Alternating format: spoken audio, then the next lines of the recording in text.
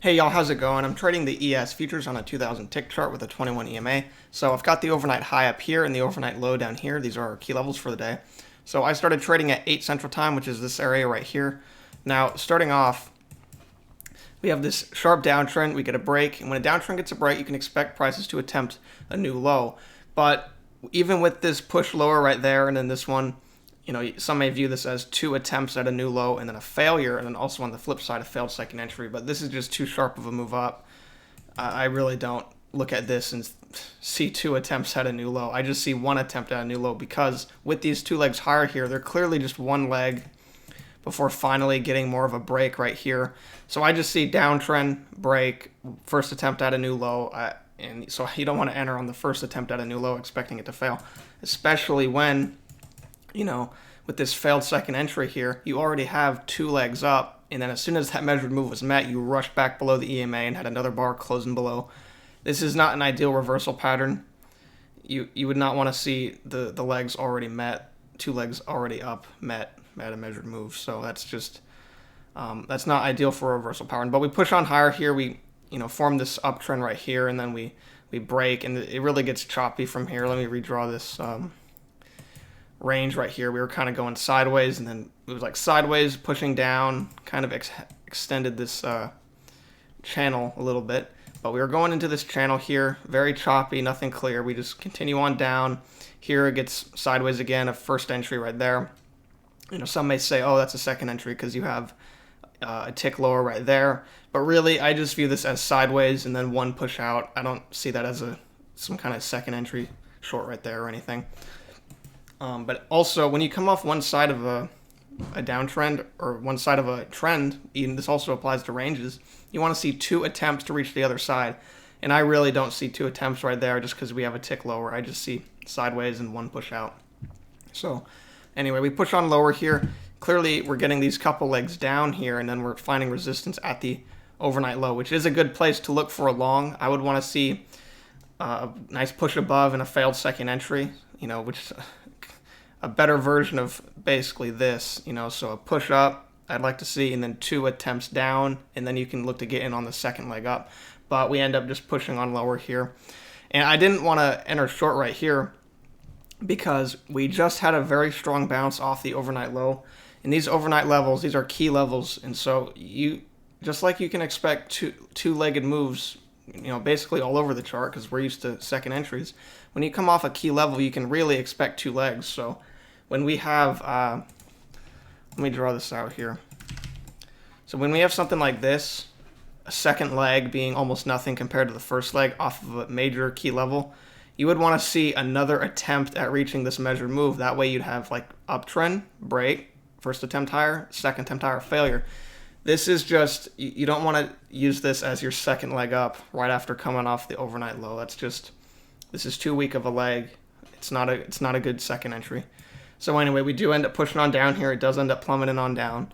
And we start going sideways here, and this is when I extended this. Let me get that back out.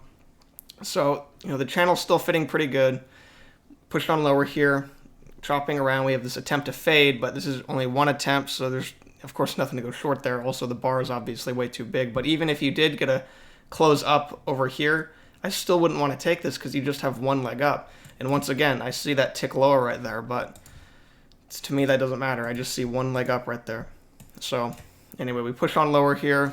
Can kind of continue on with this range a little bit. We push on up again. Once again, just one leg up right there, so there's no short to take. Even though you have a breakout pullback off of this overnight low, it's you made a new low. And you have only one leg up, so that's not good enough. We push on lower here. We reach this measured move. We come within a tick of reaching it. And so it's basically a measured move met right there. And with these measured moves, these are important to understand because measured moves are very consistent. And, just like on this small picture right here, you had two legs up, measured. As soon as it was met, rushed back below. Of course, it ended up going higher. But the point is there's clearly strong reactions to these measured moves. And so, once again, sometimes you're going to have sharper legs, and then the second leg is going to be more shallow, but, the measure move still held out. Very strong reaction off of it. And just like I was saying over here, when you come off of a key level, you can expect 2 legs. Now, with this here, we did push lower and are fading back in, but that's very similar to a bounce, because when price breaks out, you can expect it to attempt to fade.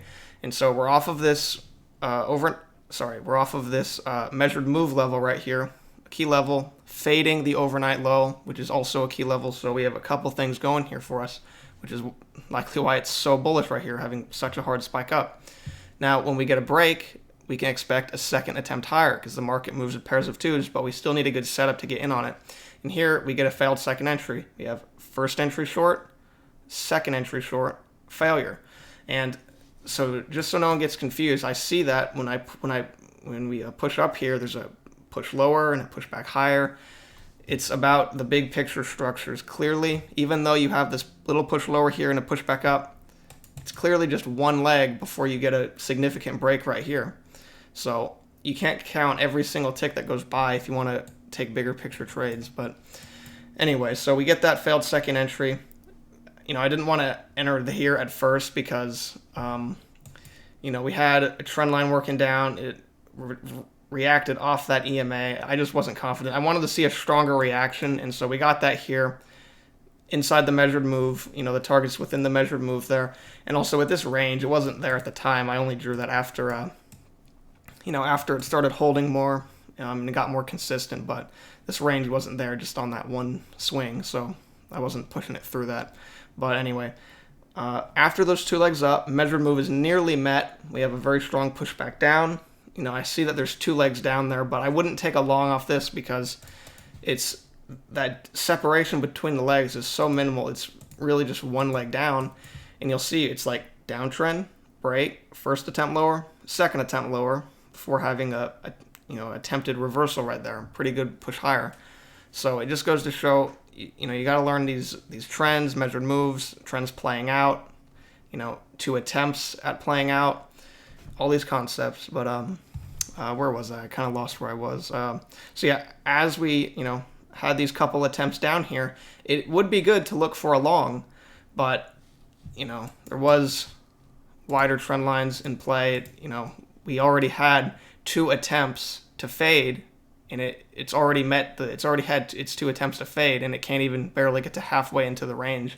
It gets about halfway and already starts plummeting back down. So this is telling you that it's not a very successful fade. You already had your 2 attempts, and you're already rushing back below.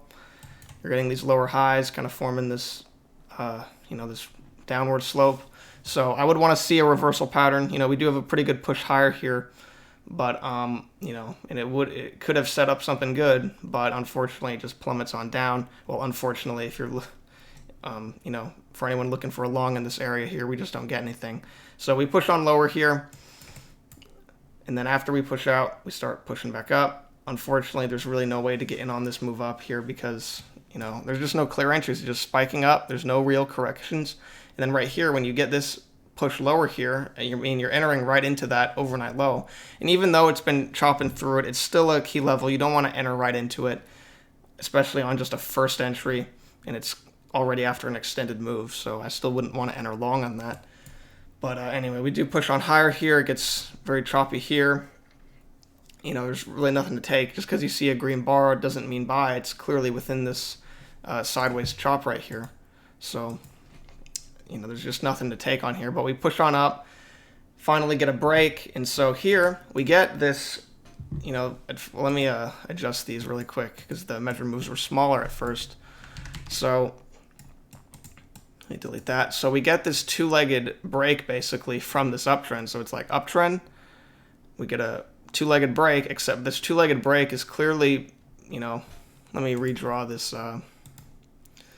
this right here. It's clearly in this one trend. The highs are fitting, these lows are fitting. It looks pretty good.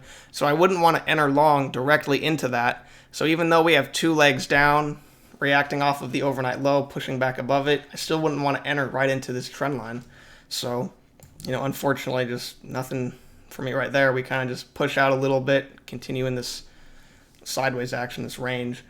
And so, as we broke out here and started pushing lower, I extended this downtrend, and so we have this downtrend. The highs are fitting well. I'm going to remove this just to unclutter. So this downtrend is fitting well off these highs. You drag it to the lows, it's fitting pretty well. And then here, after this third bounce, it's very much looking like a good downtrend. And let me just zoom in here because it's kind of hard to see this loss. So we have this first leg up, break, second leg up, two-legged move. It's retesting this range low. It's off this trend line.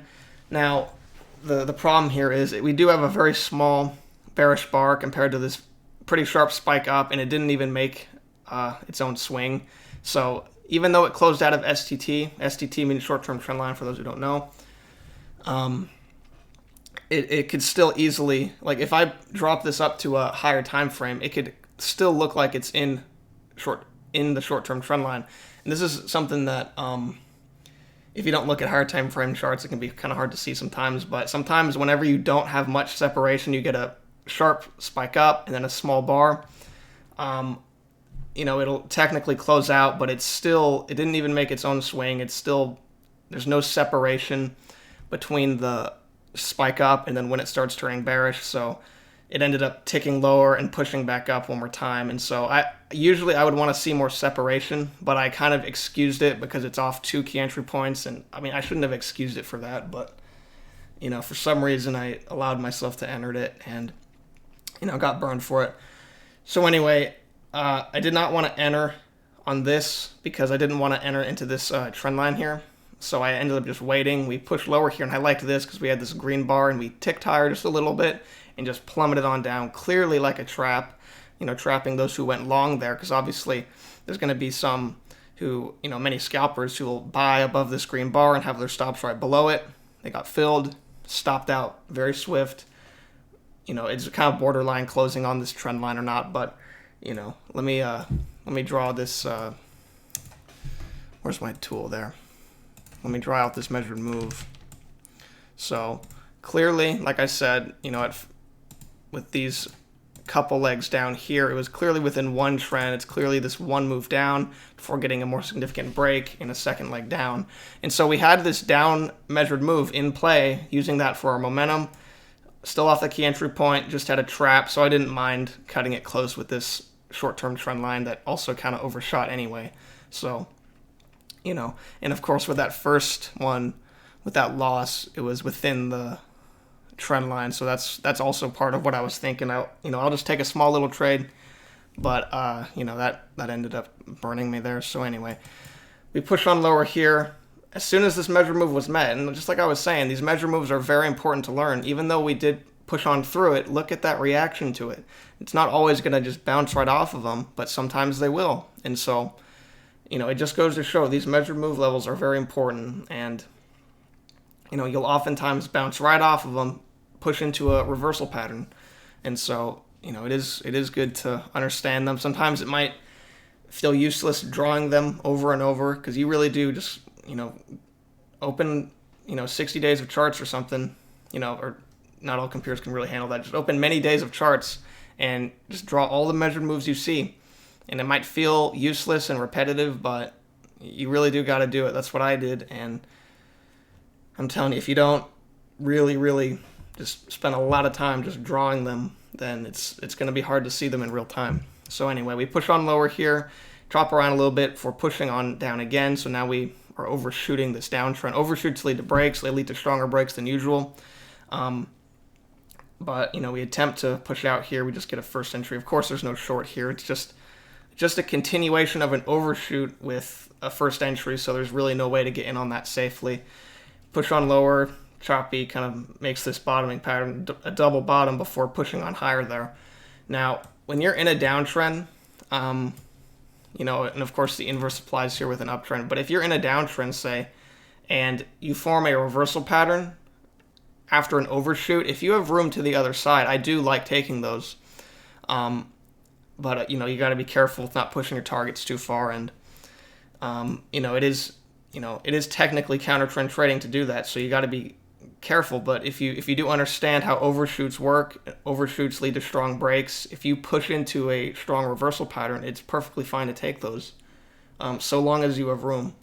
But, of course, we don't get that here. It's kind of just going sideways now. We'll see how that holds. Of course, it's not a confirmed high, although, it does almost match up with that. So we'll see how this holds here. Could very easily get a couple legs up to the entry point and possibly recover, because sometimes overshoots, it'll get to the trend line and it'll hold. They generally lead to breaks, but these trends can recover after overshoots like that, and we'll see how it's fitting. Okay, so we'll see how it holds. A lot of times overshoots starting to fit off the lower trend line is like a pre-sign that it's going to end up holding more likely. So we'll see what happens. As you can see here, like I always say, price action levels get bigger as more time goes on. You can clearly see on a bigger picture, you're getting bigger legs here. This is one leg on a bigger picture right here. So, and so is this, by the way. Let me just draw this out. So, yeah. Starting to back up onto that measured move level. So anyway, that's going to do it for this video. Hope this video was helpful in some kind of way. Hope you enjoyed it, and thanks for watching. I'll see you next time.